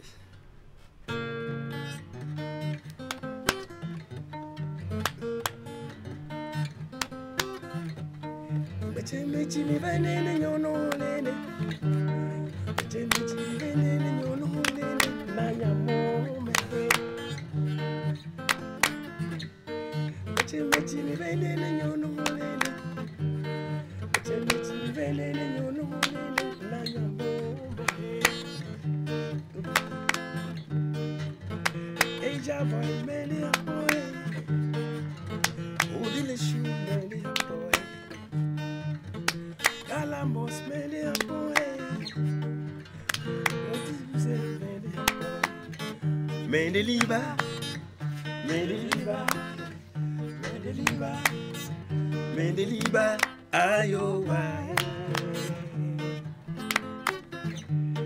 Chele rupo kone banyi nyono le, ina wa nini ode, ina wa noni ode, ina wa tashi ode, ina wa nini ode, anyamo me. Ese wena moe, ese da bombona moe, baida klino nyae. Ese wena moe, ese da bombona moe, baida klino nyae. Merci Voilà. à vous Dalamos. Présentez-nous votre guitariste, celui-là qui vous a accompagné. Vous avez parlé de lui tout à l'heure. Merci de le présenter à nos téléspectateurs avant qu'on ne clôture cette émission. Ok, de son vrai nom, Rubello Omer Ruffin, c'est un imprimeur de profession et un bassiste, un chef d'orchestre. Il était notre chef d'orchestre As du Koufo à Zové. Et c'est quelqu'un qui je ne peux jamais de qui je ne peux jamais me séparer parce qu'il me lit musicalement. Wow. Et il a beaucoup fait. Et quand il prend la guitare, quand ensemble je sors quelque chose, si ça doit être potable, ensemble on se le dit et il le dit. C'est pour ne pas dire mon bon Kanamaïga. Voilà. Ah oui, c'est assez clair comme message. Merci à vous, Rufino, pour le travail que vous faites. Merci aussi à vous, Dalamos, pour avoir égayé notre plateau. Merci à vous, chers amis téléspectateurs. Et sans oublier de dire un grand merci à Ghislain Aboudji, avec beaucoup de gens. Et je vais aussi remercier celui-là qu'on appelle, il s'appelle Benou Léopold, et le frère Eli, et prophète Eli. Ils sont beaucoup, je ne peux pas citer leur nom. Ceux que j'ai oubliés, ils sont beaucoup, ils m'ont aidé. Non, de toute façon, je ne peux pas oublier de dire leur nom. Non, ça c'est clair. Comme vous aussi. Comme la maison. Kenatra est là pour accompagner justement les artistes béninois. Merci à vous d'être passés sur ce plateau et merci d'avoir égayé justement nos téléspectateurs comme je vous l'avais promis, chers amis téléspectateurs. Dalamos est là, il nous a égayé, nous avons suivi ses clips justement et il nous a aussi offert une belle prestation en live, en acoustique bien évidemment, avec son ami Rufino. Merci à vous d'être passé. Eh bien, chers amis téléspectateurs, ce fut un réel plaisir de rester à votre compagnie. Merci aussi à toute l'équipe technique qui m'accompagne. Ainsi se referme le grand format de ce dimanche 6 juin 2025. Bonne soirée à toutes et à tous.